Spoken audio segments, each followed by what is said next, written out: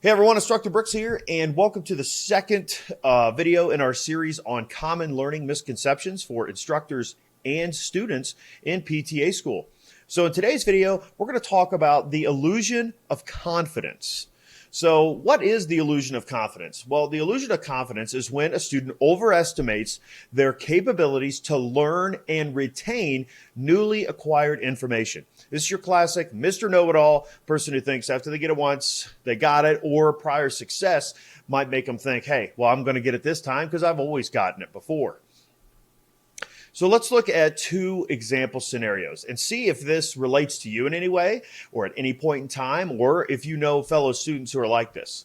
So you got that student in class who can answer questions out loud. You know, teacher asks a question, student raise their hand, boom, called on them, okay? Or that student is really good at, or they think they are, at watching an instructor demonstrate a skill, and they practice it in their head. And like, oh yeah, I know exactly what I would do, without truly practicing the skill multiple times on a kinesthetic level. So this student doesn't have to practice much more because the student, quote, has it, or I have it. I know I've thought that, so you can't tell me you haven't said that to yourself before. So most people, if they've ever been in school, have said that, and they've done it, and a part of you has to know, you don't fully know it, but you know, this is why it's the illusion of confidence. Another example, this is probably the one I run into the most, is, well, early on at least, when people first start the program, is that the student thinks PTA school will be easy because the student already has a bachelor's degree. Most of my students are non-traditional students who come in with backgrounds and a lot of different things, but usually a bachelor's degree. And because of their prior success, they think things are going to be fine. Illusion of confidence. So I actually talked to my students on ground a ton about this, the Dunning-Kruger Effect. So this is where the illusion of confidence comes from. So I'm going to grab a little pen here. And I want you to notice that going vertical is confidence, okay? So, a little messy there. Confidence. And then competence, the actual competence you have, is along the right. So very early on, okay, so in your very beginning stages of studying, it doesn't take long before students say, I already know everything about this, or I know a lot about this, or they think they do. And we could say this is a massive problem with our current society is because everyone has access to the internet. And let's just take healthcare, WebMD. Someone spends 5 minutes reading WebMD and they think they can diagnose themselves with Parkinson's disease. Well, that's silly, but they already think they know it all. So after a little more actual studying and learning, you start to fall down into what other people call, they don't have it listed on here like this, the valley of despair. Not that you're depressed, but you realize, hey man, it's more complicated than I thought. So, and then from there, you'll end up at the bottom. I'll never understand this. Now you started off thinking, I'm awesome. And now you're like, I'm just going to have to quit. I'm never going to get it.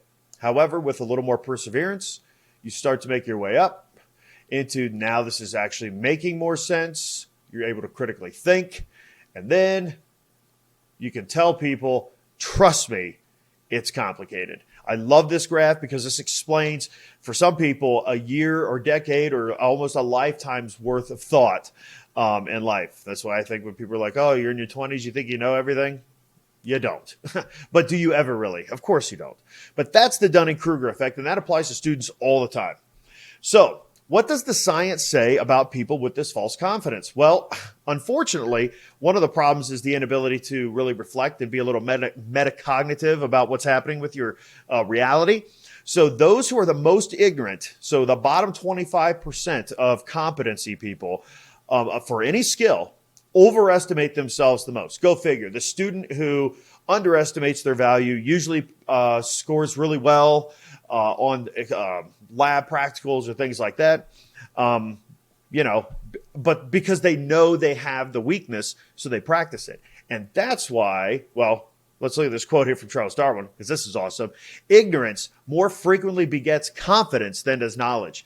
And if you haven't been on Facebook or social media, then I don't know where you've been, but this is everywhere, everywhere. So Why is this bad and what can we do about it? So we need to avoid this as best as possible because it's going to really hinder learning. So we need to self-assess and we need to be able to ask our instructors for feedback as often as possible. So here's what I recommend for you to do. Simple little task. Assess your knowledge by picking any topic that you're studying and pick a small thing. Don't pick something huge. Pick something super small, like pick the quadricep muscle maybe. Something simple. Or what is the cognitive stage of motor learning? One little thing, and give yourself 5 minutes or less to explain to a student what's the definition, give an example, and then write a potential multiple choice test question. And if you can do that and explain that and answer questions from your peer, then you definitely know it. So why would all the Dunning-Kruger stuff hinder your success? The problem is you stop learning. When you have the utmost confidence at the top of the graph, you don't think you need to learn more, but you do.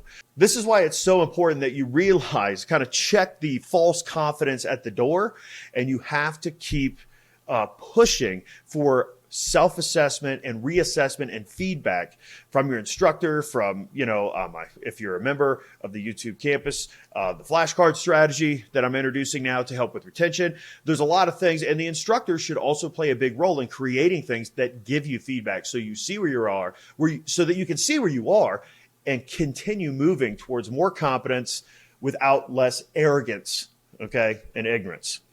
So that's gave you a little something that you can do there, but also, you know what else you can do? You can become a member of the Instructor's YouTube campus, or the Instructor's campus on YouTube, and in this, hey, it's a growing community. I got extra videos outside of the basic free ones, and I'm turning them into actual lessons that instructors or students can do that promote all of these different learning strategies and helps you break these misconceptions of learning that people have. So, hey, make sure you click join and catch up on all the awesome stuff. Stay with us. Help us grow this community. Let's change the face of PTA education. Catch you in the next video.